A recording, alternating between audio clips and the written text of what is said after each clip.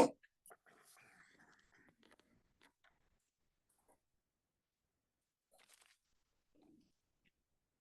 let's do some announcements. A week of learning sponsored by Leah and Robert Eisler to commemorate the yurt sites of Robert's brother, father and grandfather, Arthur Eisler, Abram Chaim ben Yehoshua, on the 25th of Thomas, Joshua Eisler, Yehoshua ben Yechiel, Eliezer, and Yosef Wolf Elifans, Yosef said ben Moshe on the 26th of Thomas. And don't forget, next week on Monday is Rosh Chodesh Lunch and Learn next week.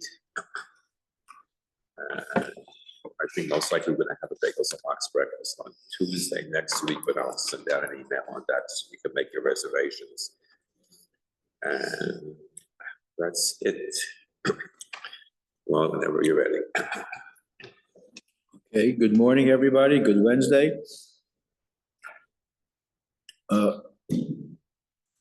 Rabbi Yudin and I were both very, very fortunate to have spent a number of years learning with Rav David Lifshitz, Zecher Tzaddik Livracha, the Suval Karov, great Gadol, and he was Masada Kedushin at Rabbi Yudin's wedding, and he agreed to be Masada Kedushin at my wedding as well, which made me very happy. When he found out that I was getting married in a shul, however, he said, sorry, I can't do it. I can't be Masada Kedushin in a shul. Obviously, I was very hurt and very upset, and we argued. And I brought him all types of proofs that there's no reason why he could not be Masada Kedushin. And in the end, he practically admitted to me, halachically, I might be correct, but his tradition was not to be Masada Kedushin in a shul. And I guess to get out of it and not deal with it head on, he ran off to Israel to run against Rav Goren to be chief rabbi of Tel Aviv at that time, following the Six-Day War. So I wanted to discuss what are the issues concerning getting married in a shul versus someplace else, outdoor weddings, catering halls, whatever. The only thing that we know about weddings is that the Mishnah tells us that a wedding should take place on a Wednesday night. When a young girl gets married, wedding should take place on a Wednesday night. Wednesday night, halakhically, is part of Thursday. And on Thursday, Kadosh Baruch Hu blessed the fish to be fruitful and multiply. And that would be the preferred evening to get married, on Wednesday night. Obviously, people get married on lots of other days during the week.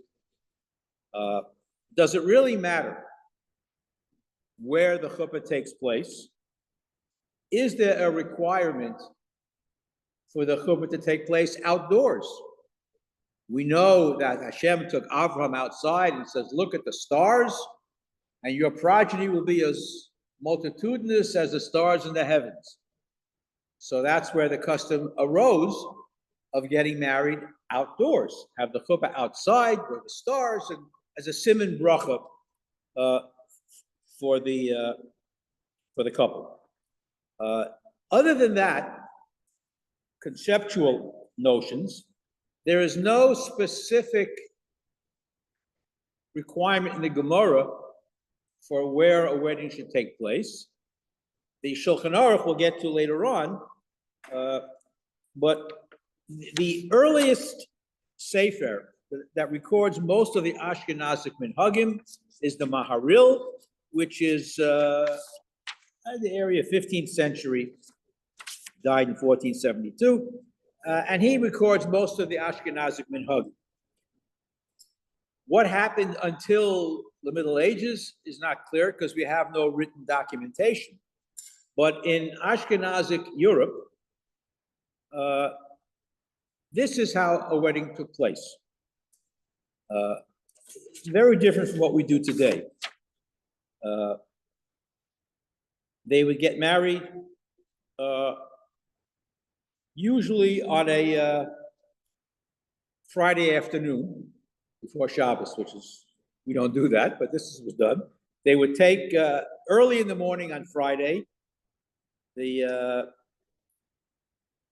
groom would be brought to the courtyard of the synagogue, and with torches and singing, music, and they bring him to the center of town. Then they bring the bride to the entrance of the courtyard. Again, this is outdoors in front of the shul. And this is interesting, which you would never see today. When they brought the bride in, the groom would actually take her hand, hold her by the hand, which today, of course, you couldn't do. And they would all stand together. And they would go near to the door of the shul. And they would sit down in front of the shul. And at that point, there would be some type of a chuppah erected over the heads of the bride and the groom, a canopy of some sort. And this satisfied the halachic requirement symbolically of the groom taking her into his home. That's the whole purpose of the chuppah. And then she would put a veil on and some kind of a fur robe. And the groom would then be taken into the shul, wearing his Shabbos clothes, with some type of a hooded garment, like a kittel of some sort, but with a hood on it for some reason. I don't know why. And he was taken to the Aron Kodesh in the shul, and they would sing Adon Olam and Psukei de Zimra, but not Tachanun. The bride had now been taken to the shul, again, with music accompaniment. The groom was put on the bima of the shul, and then the rabbi would take ashes from the shul furnace, put it on his forehead, which we still do today in many wedding ceremonies to symbolize the Churban Beis HaMikdash. Then they would take the bride, stand her to the right of the groom, and they would turn in different directions and so forth and so on. And then they would take, this is in the shul, then they would take the groom's hood or whatever garment he was wearing at that time to place it over the bride as well. So Germans still do this today on the hood. They put a talus over both of them, similar to that type of a thing. And they would get the glasses ready. There's Birchas Erishin, there's two different brachos that they would recite. There are 2 cups of wine. And then they would smash the glass, okay, and they would take the bride to the wedding house. So in other words, it started outside, and then it moved inside into the shul. And there are also descriptions around that time period that the bride would also wear some type of a kittel type garment, not just the groom. And this 100 years later, there was a similar ceremony described. What else is there? All right. So apparently, yeah.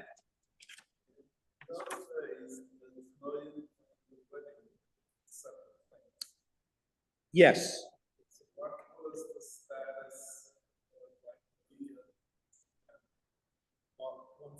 Okay, so you have what you're referring to is the Tanoim. There are 3 parts to the wedding. You have the Tanoim, which are the original contractual agreements between the 2 sides, and then you have Birchas Erishin and Birchas Nesuin.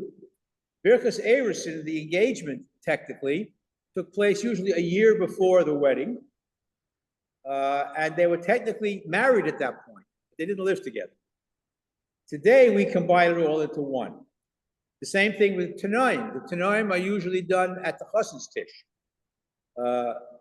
because The Tanoim are like the official engagement document. And once that is written, if they decide to break up, may even require a get. A lot of halakhic issues with that. So usually they don't separate it. For some, I don't know why I did it this way, but we had a Tanoim ceremony 3 months before we got married. The whole family, a big party. It was like an engagement party, you might call it. But that's when the rabbi came and he read the Tanoim before 3 months before the wedding. Today that isn't done. People do it right at the chazan's tish to avoid the problem in case they break up before the wedding. You don't have divorce issues. But in any event, like you said that the husband takes the promise in. yeah. Is that allowed after the wedding? Well, first of all, she had gone to mikveh already, so there's no question of nida, and there's no reason why you can't take her by the hand. But today, of course, in our contemporary Jewish society, there's no touching at all until after the wedding. Again, these are not necessarily what you call meta halakhic issues. They're not strict halacha. You could have the wedding outside in the parking lot. You could have it inside in the shul. What's important is not where you have it, but the brachos that are recited and the legal things that are taking place. Customs, again, many people in many communities are accustomed to having their weddings outdoors, which is probably appropriate. In the milder weather, not a problem. I have been at outdoor weddings in the middle of February, and it is very cold outside. Some places try to get around it by having a window where the chuppah is. And either the window is closed or sometimes they open it up. And there are different views about that. We want Hashem to bless the wedding. And the stars outside in the open air, these are customs. Having a two-stage wedding doesn't take place very much anymore. Usually everything is done at one time. For hundreds of years, the wedding was, as I described it, in the 15th, 16th century, where it started in the courtyard, and then it went into the shul, but it was outdoors, and it was a combination of both. Fast forward now to the, I would say, 18th century, late 18th, early 19th century. And in the Reform movement, they started having weddings in shuls, in imitation of the church. Christian weddings were always held in the church. And the Reform movement in Germany, which is where it started, they wanted very much to be accepted in society, so they did what the Goyim did. And they had their weddings in church. Obviously, the rabbis were very distressed by this. You don't do things to imitate the Goyim. And the Chassam Sofer, fired by the Maram Shik, and they issued many, many strict prohibitions against having a wedding in a shul. Not because it's prohibited to have a wedding in a shul, but it's prohibited to do things to imitate the non-Jews. And that was a concern. There's no prohibition per se to having a wedding in a shul. They did it for many hundreds of years. But to do it because the Goyim did it, that was the problem. Imitate the church's practice. And that's where it came out. In Shulchan Aruch, you have two different opinions quoted by the Ramah, whether to have it in a shul, whether you have it outside a shul, how serious is it to imitate the Goyim, and so forth and so on. Yeah. If it's just a minhag, I mean, I don't know how many Jewish couples, Reform, Orthodox, conservative, whatever, actually even think for a split second about a church or a church wedding. No, they don't. They're married inside, so it's just Because a it, minhag, then like what? well, because in the 21st century, those delineations are not as apparent or as concerning to most people. But because of where it originated, the feelings are very, very strong. This was how it was started, and this is why we avoid doing that. And whether it's halachically allowed to have a wedding in Israel, certainly is, because they did it. There's no prohibition. But now I want to bring up some contemporary issues about having a wedding in a shul. Again, there's no prohibition, but bear in mind, there are halachos about how one behaves in a shul. During davening, most of the time, people behave properly in shul. They may not always dress appropriately, but they pretty much behave properly in a shul. A wedding is a festive occasion. So if, for example, we have a wedding, and we've had weddings in shul here. So if all the men sat in the men's section and all the women sat in the mechitza section, then it wouldn't be that much of an issue of men and women being together in a shul. If you have all the men on one side and all the women on another side, you know what goes on in a wedding before the ceremony starts. Their socialization, their schmoozing. Oh, how are you? I haven't seen you so long. How's the wife? How's the kid?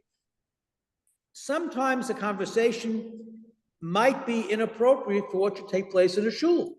But men can do that just with men, and women. Of course men do it with So men. Does that make a difference? It's not a question, you're right. It's not just a question of men and women. It's a question of men and men. No question about it. There is a whole area of halacha that's concerned with kedushat Beit HaKnesset. There are certain behaviors that are inappropriate to take place in a shul. I'm sorry? I think they forget to teach that to a Of lot course they people now. do. There's no question about it. There are certain respectful behaviors that take place in a shul, and sometimes people behave disrespectfully in a shul. There's idle conversation, there's the kissing back and forth, there's the schmoozing, there's the hugging. Again, because, so as bad as it may have been 300 or 200 years ago, it's not much better now. I mean, look, we know, we've all been to weddings, whether it's in a shul or in a catering hall. We know what takes place in that room before the chuppah actually starts. The socialization, the schmoozing, the men and women going back and forth with, oh, I haven't seen you so long, how are the kids? On and on and on and on and on, yeah. Yeah, okay, but it's less of a problem with a bris because the men are in the men's section and the women are in the women's section. Okay, I have no problem with that. I have no, because again, because of the Kedushas Beis HaKnesses issue is a contemporary issue. The imitation of the church was an issue that took place a number of years ago, and over 100 rabbis, great rabbis in Galicia and Hungary and other places, signed a cherem against anybody getting married in shul. And even though that cherem is long past, there are many rabbanim who will not perform a wedding in a shul because of that cherem. Question. Oh, sorry. Many schools have a curtain that they put. Is that really do anything? Again, a wedding is a festive occasion. And sometimes people behave more casually in a festive occasion.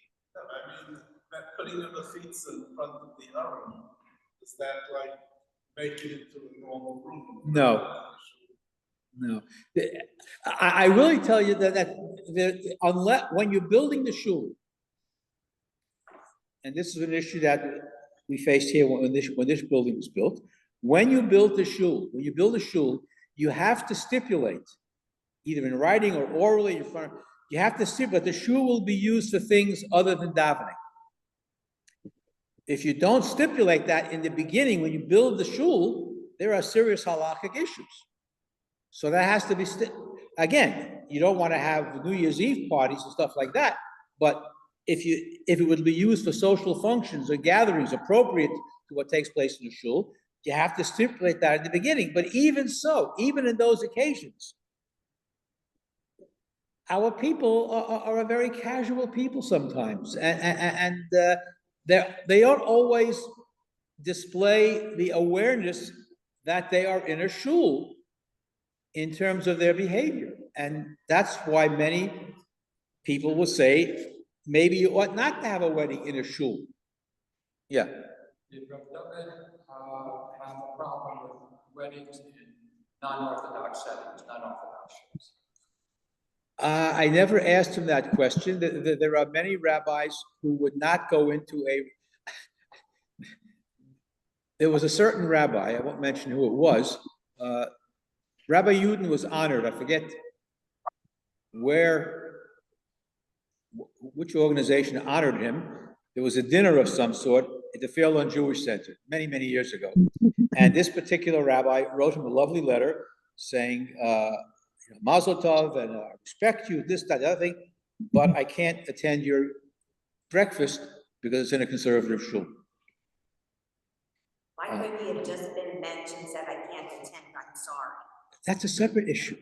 Okay. That's a separate issue. But the point is, there are those, Rav Moshe was very strict about it. Having a wedding in a Reform or a conservative synagogue, the synagogue itself is not being used for davening. It's a hall, basically. And I've been at weddings in Reform and conservative synagogues, and when they davened mincha, they didn't go into the shul to daven. They davened in a side room or in a hallway because it was a Reform or a conservative synagogue. One of my daughters, it was a very, very large wedding, and the only place I could accommodate them out on the island was a big Reform synagogue, and that's where the wedding was. A huge synagogue, big wedding, and we davened separately in the hallway. Yes. Why? One's behavior is not limited by the wedding, because I actually seen this happen. And that's why I'm very careful when you go to a cemetery. Yeah. Especially for buyers, you have to know how to really behave yourself. Oh, yes, of course. I've actually seen somebody go over the grave, right, and he actually had a heart attack and he fell right into it. Yeah. So you have to really be very careful. Yes. How to behave yourself. And Always important how to behave yourself. Yes, Nathan. What about the levity that goes on during Simchas Torah? Okay, so going back to Rav Lifshitz again, Zatzal, he made a point that there is Simcha Shel Torah, Simchat Torah, it's the Hebrew word, Simcha of Torah versus Simcha of Hololus, just running wild. And so if your joy and unbridled happiness is Torah related, that's one thing. If it's just to go crazy, that's inappropriate. And and one of the biggest challenge that we face today is somehow people can't always distinguish between what's appropriate and what's inappropriate, not just in terms of how you behave in shul, but a Simchas Torah and Purim, things of that sort. The Sephardim apparently did not have a minhag of marrying outdoors, and they married inside homes or other indoor areas. Some Sephardim did not allow weddings in shul, simply because of the Kedushas Beis HaKnesses. Nothing to do with the fact that the Reform began having weddings. It's simply that a wedding is by nature a very joyous occasion, and the behavior of people might not always be appropriate for what should take place in a shul. Yes. Seem to let go of this because it's bothering me so much. And I've heard it at other shiurim too. I get it that an Orthodox minion that wants to daven during a wedding or whatever, and it's in a non-Orthodox shul. I get it that they wouldn't daven in a conservative movement service taking place or a reform movement service taking place. We're talking about an empty Beit Knesset with Sifrei Torah. And to say that my blood boils when I hear that is such an understatement, because as far as I know, the Orthodox movement has gotten more and more right since I was a kid. And Halavai, at least in my perspective, that people who are being more and more machmir about everything under the sun, Halavai ben Adam la'Adam was as important, or almost as important, as ben Adam la'Adam. It is such a patch and punam to your fellow Jew. I get it. Don't daven with them. You're entitled to want to daven in an Orthodox opinion. But an empty fake Knesset with an Aron Kodesh, it's preferable in a hall, and God knows where in that hall you're standing. I think that's horrendous. Okay. I might be in a minority here, but I just think No, it's a patch of conceptually, you are correct. Theoretically, you are 100% correct.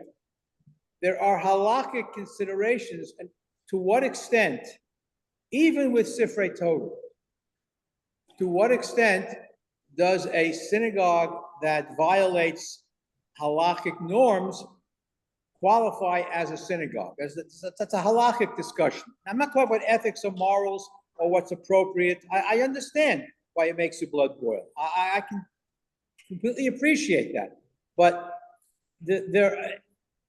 it's a halakhic consideration, and sometimes it may go against how people feel intuitively what it should be. But there are halakhic considerations. If it's a shul with Sifrei Torah, and again, you're not always sure about even the Sifrei Torah in some cases. There are some Sifrei Torah that might be written by scribes who might not necessarily be acceptable. So there are a lot of questions about it. And there are conceptual issues. There's also the Marasayan issue too. If people see you davening in a conservative reform or reconstructionist or all the other various renewal types of synagogue, are you giving them a hechsher by doing that? That's all. Again, these are meta-halakhic considerations. Yeah. With all due respect to the feeling, I know the feeling is painful, but some things are not politically correct, and they haven't been, and for the right wing, they're not going to be. Fortunately, it does create a lot of animosity. That's understandable.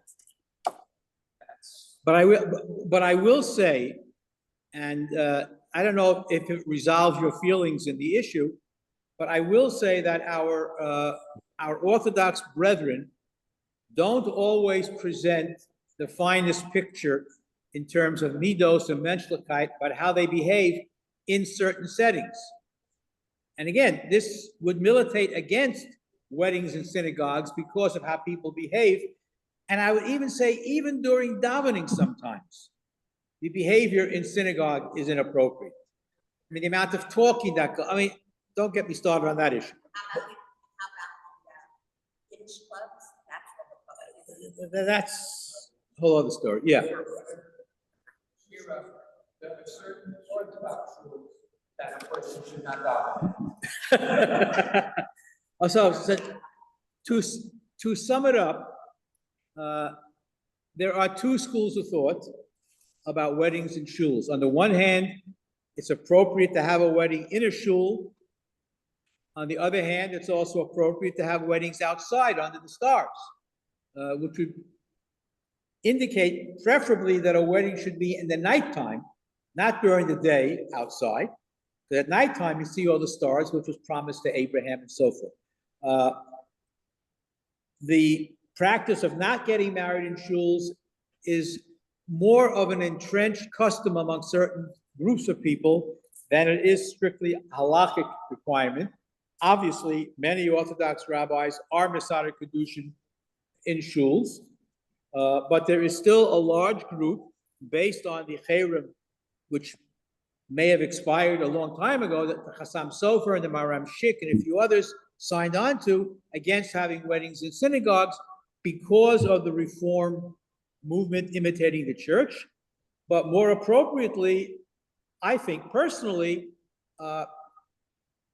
because of how people sometimes behave, even among our Orthodox brethren, the behavior is not always appropriate for what should take place in the shul. And that should be a concern. Halavai, that people should always behave properly in shul when they daven, but certainly at a simcha. But there are two schools of thought. The important thing is that we are a sameach chasam v'kal.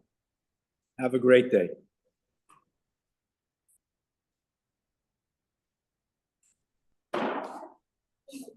Thank you, Wally. Where's Yannis? What's that?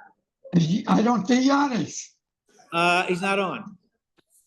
He's not on today. Small group today. Honey, okay. Have a good day, everybody. Thank you, Wally. I was about to text her. Okay, we have a Mizuman. Thank you, Wally. Have a good day. Have a good day. Yishem Adon Baruch Etov Yad Olam. Rosh Kal Mishlot V'Chayinu.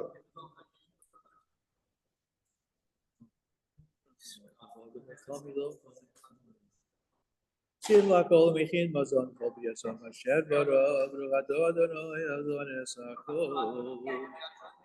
Amen.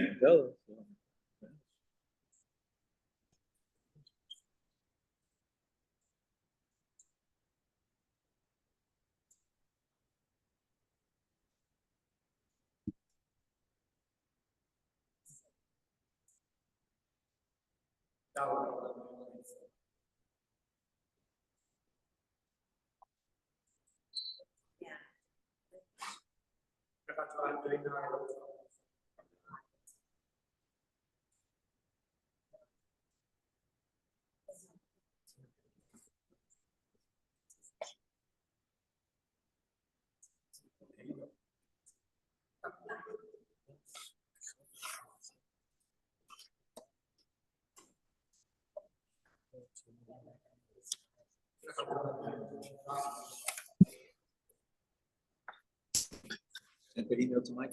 Yeah. See that he usually is very quick.